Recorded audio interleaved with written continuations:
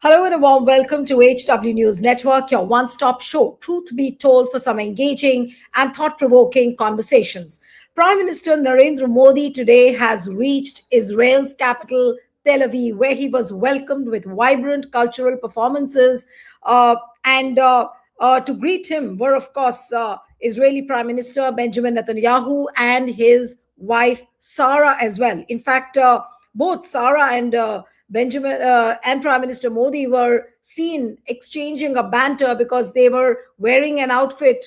Prime Minister Modi had a saffron pocket square, and Sarah, Benjamin Netanyahu's wife, was also seen in a saffron dress. But that keeping apart, that was part of optics.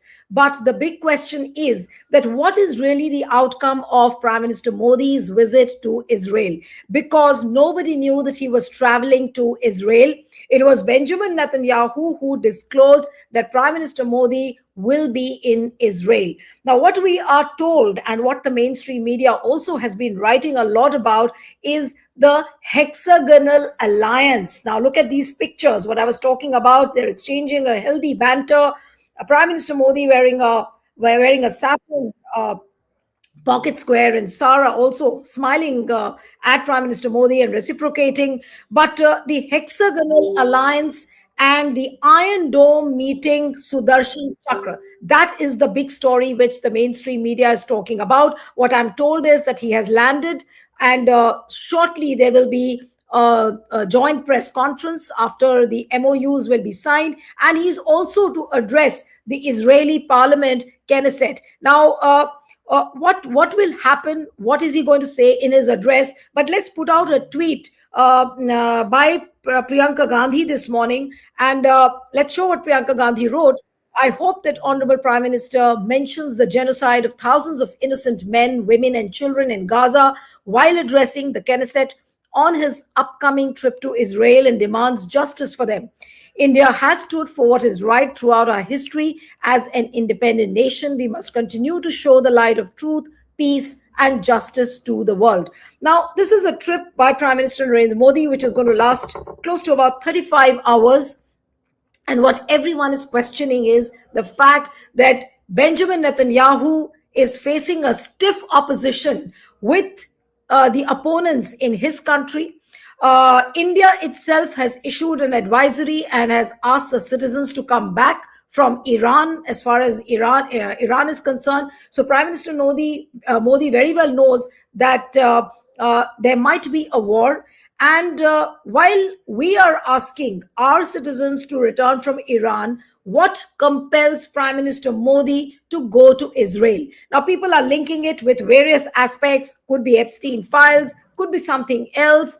But what the mainstream media and what the MEA is talking about is a strategic and an ideological conversion, the deepening of ties. They're also saying it's like resetting the goals as far as the relationship between the two countries is concerned. What we must not forget that in 1948, the creation of Israel was opposed by India. It's only post 1992 that the relationship between India and Israel started improving a little. But since 2014, since the time Prime Minister Narendra Modi took over the reins of India, that relationship started deepening. So you call it a strategic or an ideological convergence, or people are also saying that it could be something else behind the doors. Is Epstein files lurking behind? We do not know of that. But yes, people are talking about it. And a lot of people are opposing Prime Minister Narendra Modi, that what was the point in going to Israel at this point of time, and also being seen with a prime minister who is a war criminal, who is seen as an aggressor. So many people have said that it's almost like supporting Hitler before he attacked Poland. So we all know that he's in a mood to attack Iran. And if Prime Minister Narendra Modi goes and shakes hands with Benjamin Netanyahu, so what does it go to show as far as our diplomatic standing is concerned?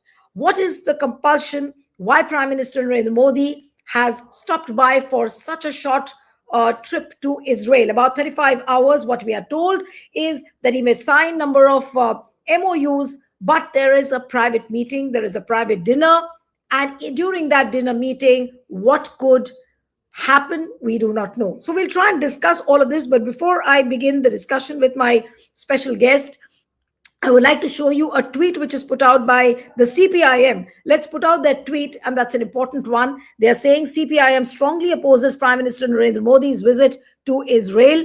And if we can zoom it a little, because the font size is very feeble, and if we can just zoom it a little, or else I would like to just read it across what the CPIM press release says, and I'm going to read it out. It says that CPIM strongly opposes Prime Minister Narendra Modi's visit to Israel. The visit comes at a juncture when Israel has been waging a genocidal war in Gaza. Despite a ceasefire, there are daily violations by Israel, which conducts strikes, killing scores of Palestinians. In the occupied West Bank, there are step attacks on Palestinians and a spurt in illegal settlements. The Modi visit is thus a betrayal of the Palestinian cause and legitimizes the murderous Netanyahu regime. The declared intent of the visit is also to deepen strategic military and economic ties with a Zionist expansionist regime which seeks to dominate the region with the help of the United States. The visit is all the more inopportune because it is taking place at a time when the United States is preparing to attack Iran militarily at the instigation of Israel. Through his visit, BJP government has once again laid bare its shameless commitment to the US Israeli axis in West Asia. So what the opposition has been saying, that PM is compromised, PM has surrendered before America, and now the big question is Prime Minister Modi surrendering before Benjamin Netanyahu? What is that compulsion? Why he seems to be surrendering and capitulating now before Israel? Is this cause really helping America? We'll try and discuss all of this. Joining me this evening is veteran journalist and political commentator Rajesh Mahapatra. Thank you so much, Rajesh, for joining on HW News. And my first question to you is that what could be the compulsion of Prime Minister Modi stopping by for about 35 hours in Israel? What makes him do that? Is it the Epstein files phantom which is lurking around? Is that the reason? Or is it something deeper you can sense? No, I would not like to hazard a guess into what is the compulsion, because that only the Prime Minister will be able to tell us, and which he won't tell us, and which he would not want to tell us. Uh, I can comment based on what we know on record, what we see, and what we hear. Uh, I think my, I'm not a foreign policy expert. I don't specialize in geopolitics, but uh, speaking on the basis of common sense and certain amount of application of logic, I feel that we are playing with fire and we are playing into wrong hands. Uh, More so when I hear and I try to decipher all the details, very scary details that are coming in from as the Epstein files make their way to public scrutiny. So what for sure we know, and no matter what language the MEA uses to trash, I think they used a word called trashy ruminations when these revelations came. Okay, by a convicted criminal. Uh, I mean that doesn't fly, because this there is no one party. It's an exchange of mails, and in the exchange of mails, the actors that are involved, it includes a cabinet minister of yours, a close aide of Prime Minister Modi.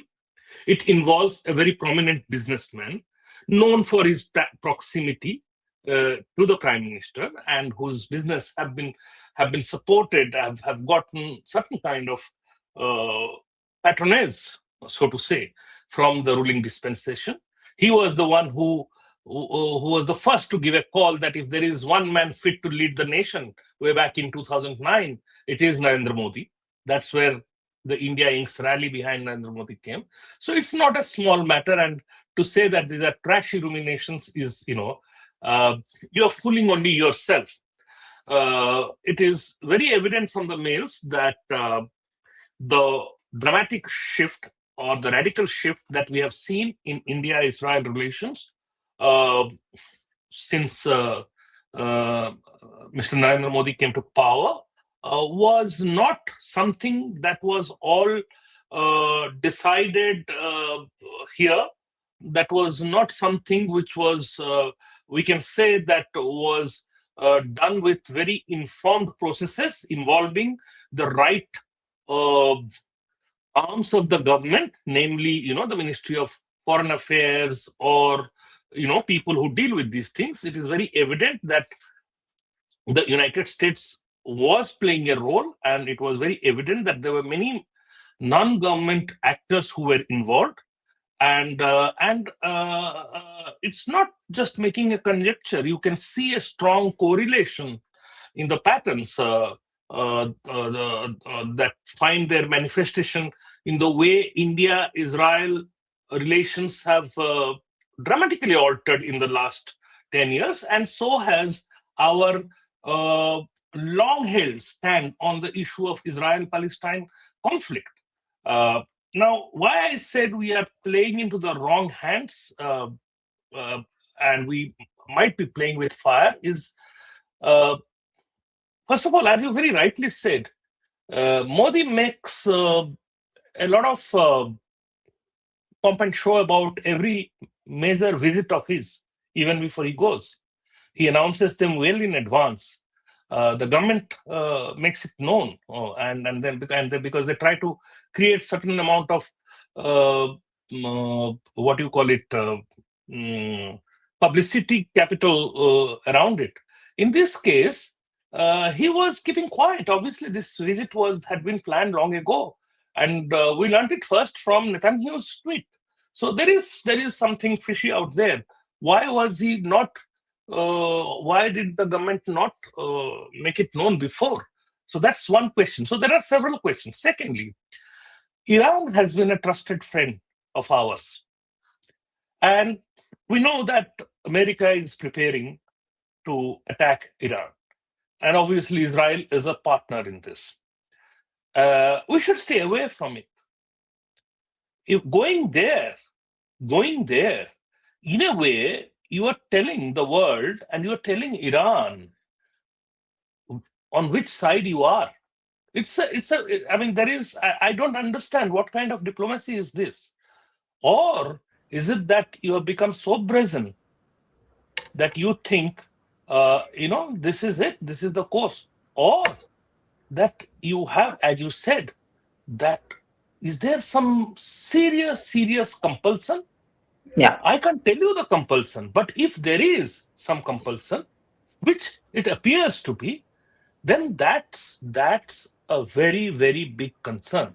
No, but Because as I isn't Rajesh a bizarre logic that our prime minister or our government asks our own citizens in Iran to come back, and they are trying to evacuate those people because they know that there is a war which is lurking around, or the signals of war are lurking around.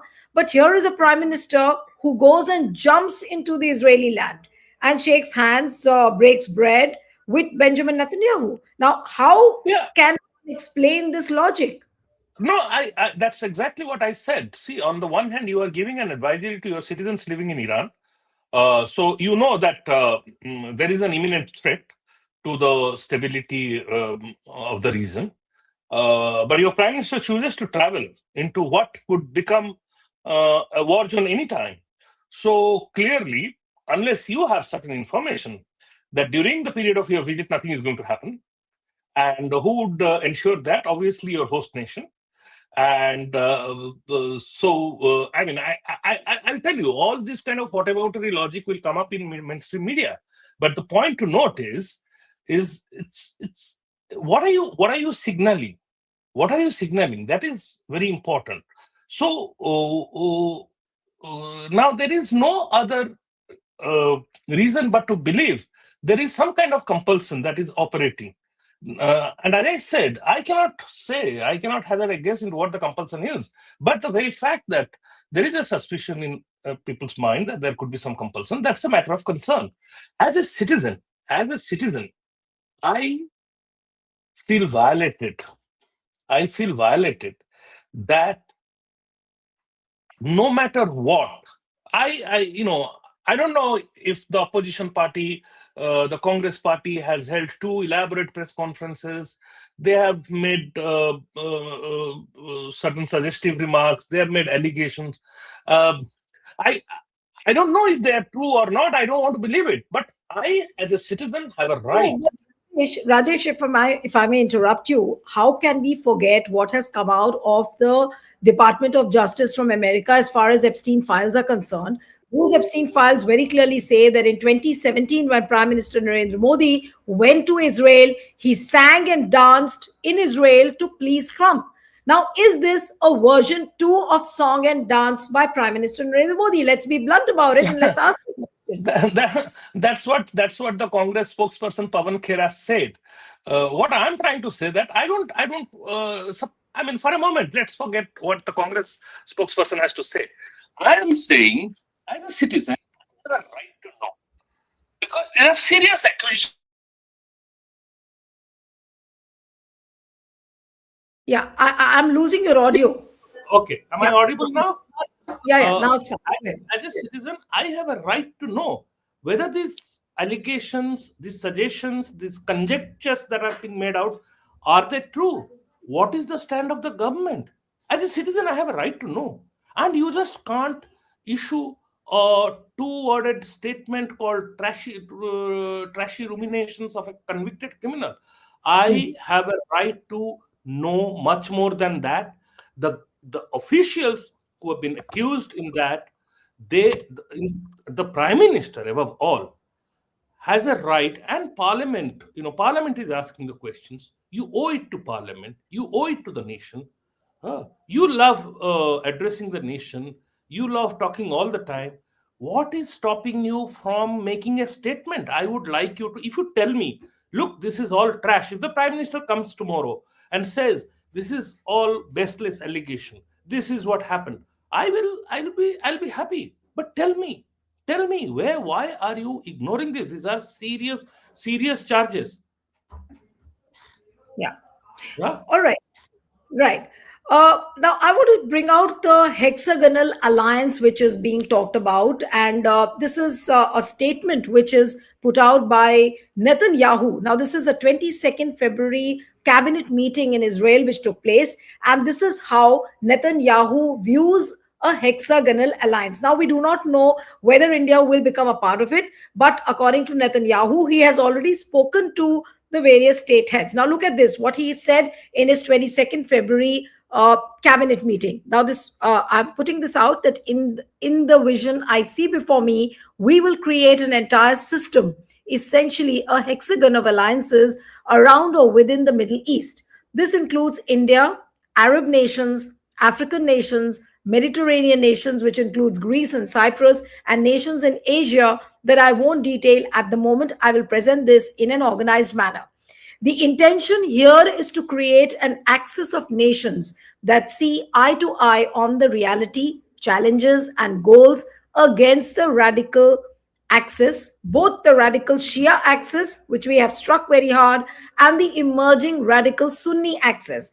All of these nations share a different perception, and our cooperation can yield great results and, of course, ensure our resilience and our future. Now, the confidence with which Netanyahu says that this hexagonal alliance includes India, Arab nations, African nations. So, are we to presume, Rajesh, that India is already on board as far as this hexagonal alliance is concerned? And where they are going to share the warfare tactics. What we are told is that the classified military tactics of Iron Dome will be shared with India at a very cheap cost.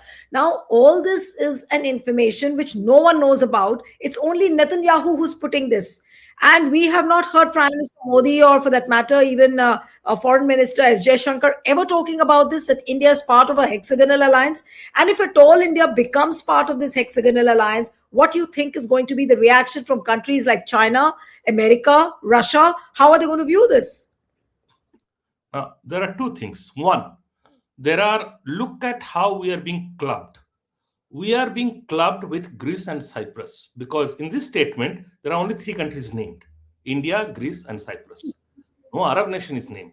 No African nation is named. Right? Because, you know, in some way, this is kind of weighs down on someone's sovereignty, right? And on top of that, how on earth this man goes ahead and he names you and you remain silent? And if it was an inconsequential party, I can understand. But this is not an inconsequential party. This is the very man with whom you are going to be dining today, right? So I would expect, this is exactly what I'm saying. As a citizen, I feel violated, because why is my government not responding? This is not an inconsequential party making this statement. This is Netanyahu, and with whom you are going to dine today, right? Now, look at the last para that you have put out. Look at the language. We have struck very hard. Shia axis, Sunni axis. Has our foreign policy language ever been drafted in such manner? Do we, for decades, the foreign policy that we have pursued, do words like these, phrases like these, have any place in that? And a man who is talking like this, we are shaking hands, we are dining with that person, and we are saying we are going to be building strategic and ideological convergence. What kind of ideological convergence are we talking about? Who has granted you the right to pursue this kind of ideological convergence? Is this how the country feels? Is this how the citizens of this country feel? Has there been any effort to bring people on board if there has been such an ideological shift? Because what is the ideology we are talking about? A leadership that is committing genocide in broad daylight? We are talking about ideological convergence with that kind of an entity? Come on, give me a break. And of course, the mainstream media portrays Modi was the first prime minister to visit in 2017. Modi is the first prime minister to address Israel parliament. Come on. We never recognized that nation up until 1992. And even after that, we maintained arm's length.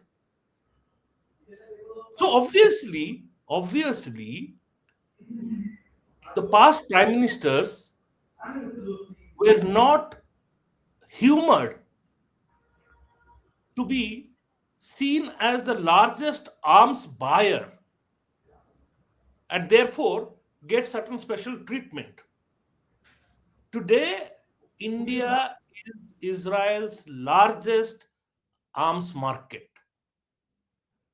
And companies from India also exports weapons and many other things to Israel, which are used in the genocide. Look, we talk about Vishwaguru, being Vishwaguru.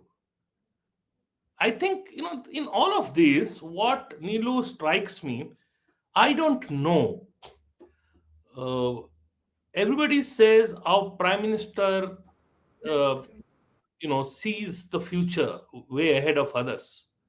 Maybe I'm wrong, but all that I know, in 2019, he went to the United States at a time when it was evident that, he was not on a good wicket. Many intelligence were suggesting that he was on his way out. He went and held a rally, Ab Ki Baar Trump Sarkar. And in 2020, later on, when Biden was the president, when he went to the United States, he avoided Trump and he went and met Biden and Kamala Harris. And when Trump comes back in 2024, he chooses not to forget those moments. And then he goes after you. And today, We have a leader in Israel, Prime Minister Netanyahu, has Hmm. become one of the most hated personalities there. We don't know about his future. No, in Okay. fact, Rajesh, what you're pointing out, I just want to put out a tweet by Siddhant Sibal. And he has, if you can just put that out, and it says that this is a bond of real friendship. And says Friendship. Israel PM Netanyahu Great. as PMO. Yeah. This is a bond of real friendship. Great friend, my great friend. Thank you. Yes, sir. What does one say to the pictures? No, I no, mean, that is understand. that Yes. is all good. That is all good to have personal relationships, personal bondings. But diplomacy is not based on personal bonds. They are not guided. Personal bonds and personal friendship can facilitate, uh, can help diplomacy. But your diplomacy has to be in the right place. So they can be friends. I have no issues with that. I mean, look at the Jerusalem Post. I saw that full page advertisement. There's a huge red carpet welcome. And look, let's be very clear. Israel is not doing it on its own. It is doing No, it but at the behest of the United States. personalized, no, but Rajesh, the personalized diplomacy which Prime Minister Modi always indulges in, and he Hmm. always ends up paying a price. Look at what he said, "Ab ki baar Trump sarkar." Now he's going to be the first prime minister who's going to address the Israeli parliament at Knesset. Now, what if Yeah. he ends up saying that "Ab ki baar Netanyahu ki sarkar," because he's going to face elections in 4 5 I months, hope he and doesn't say that. I hope he doesn't say that. I hope he doesn't say that. Look, per se, there is no, I mean, personalized diplomacy, there is nothing wrong with it. In fact, leaders succeed by building personal relations. But um, uh, there has to be a larger foundation to your diplomatic maneuvers, right? The logic of those maneuvers have to be in the larger and long-term interest of your nation, okay? And then personalized relationship can come in, cement it further or accelerate it further. But here we are seeing that we are moving in a wrong direction. That's why I said we are playing into wrong hands and we might be playing with fire. One last bit, on how Israel and India now are talking about deepening the defense ties by expanding technology sharing and manufacturing partnerships, which includes cooperation on the Dome missile defense system. Now, Yeah. on Monday, the Israeli Consul General in Mumbai, Yaniv Revach, had said that Tel Aviv plans to expand its bilateral defense agreement with India to share technology and manufacture military hardware in India. Where do you see, Rajesh, things moving from here on? And are we so now dependent on Israel, and how good it can be for India in the long run? No, I mean, look, so there are two questions here. I mean, how good, how bad, those are all very I'm just interrupting you here different. because this is a latest tweet coming in from Prime Minister Modi, and then I'll take the comments from you. He's written, had an excellent meeting with Prime Minister Netanyahu, expressed gratitude to him for the warm welcome earlier in the day. It is a delight to be back in Israel after 9 years. We discussed a wide range of subjects aimed at boosting bilateral ties, sectors such as technology, water management, agriculture, talent partnership, and more offer immense scope for close collaboration. We also discussed key developments in the region. Yes, Rajesh.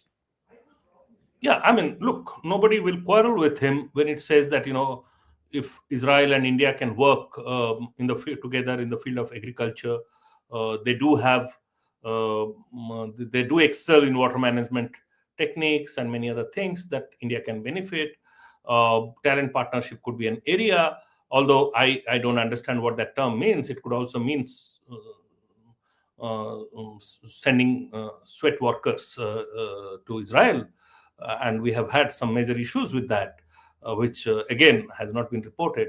Uh, Technologies are, but the real issue, coming back to your defense thing. See, you have to see the defense thing as part of a much larger strategy, which where US also comes in. So when Donald Trump said that India will buy $500 billion worth of goods from US, many people raised their eyebrows, said, how? In fact, the catch lies there, because at some level, the US expects to significantly expand its cooperation, defense collaborations with India. And similarly, there are many private companies. I don't have to take the names, you are familiar with them, which are pretty close to this government. They are keen to get into this sphere. And Israel is an important cog in that wheel. So, that triangle completes this entire thing. And there are billions of dollars in business at stake. So, you asked me whether is it going to be good? I don't know. Some people will say, yes, it may be good because it strengthens India's defense preparedness. I have a very different position. I think India needs to spend a lot more money elsewhere than on defense. But people will squabble about it. I think India needs to spend a lot more money on education, health, give primacy to spending there rather than on security and defense. What we have seen in the past 10 years, successive budgets, we allocate higher and higher amount for defense. In some years it gets spent, in some years it doesn't get spent. But we have been systematically cutting back government spending in critical sectors such as education, healthcare, and social justice. Right. And even in agriculture. Yeah. So, Rajesh, my last question to you is, before we wind up the program, that everybody is talking about this trip as a mysterious trip. Now, on record, whatever we know and whatever alliances are being formed, whatever Netanyahu is saying, whatever now MEA is putting out, Shalom, Israel, and a heartwarming gesture by Netanyahu, this, that. And also there is going to be a joint statement. Modi is going to be addressing the parliament. But do you also sense some kind of a mystery behind this trip? And that mystery could be related to X, Y, Z. We cannot pinpoint and say what is a mystery. But does this trip look mysterious to you as well? No, I am not a great believer in mysteries and conspiracies. But what I can say is that it definitely appears mistimed. And there may be consequences. One hopes that there aren't, but the Arab nations are very closely watching this development. And we have a very short-term view of the way we have gone about doing things in the past few years. We think that we are dealing with we're doing some business with Saudi Arabia, we are doing some business with UAE, and we are doing whatever we are doing with Israeli. It's all fine, right? Because the Saudis have also worked with the Americans. The Arabs are also not a very united lot. And we think that we are navigating that space. Unlike others, unlike the US, please remember there are millions of Indians who are in the Gulf. The Arab landscape has a very different meaning for us than what it has for America. And we must be mindful about how the nations, their leadership, not just their leadership, but also their people, are looking at these developments. And therefore, I say a trip like this appears, therefore, to me mistimed. And no matter, whatever strategic justification you can come up with, it could have been avoided. Right. Yeah, you rightly pointed out that this could have been avoided.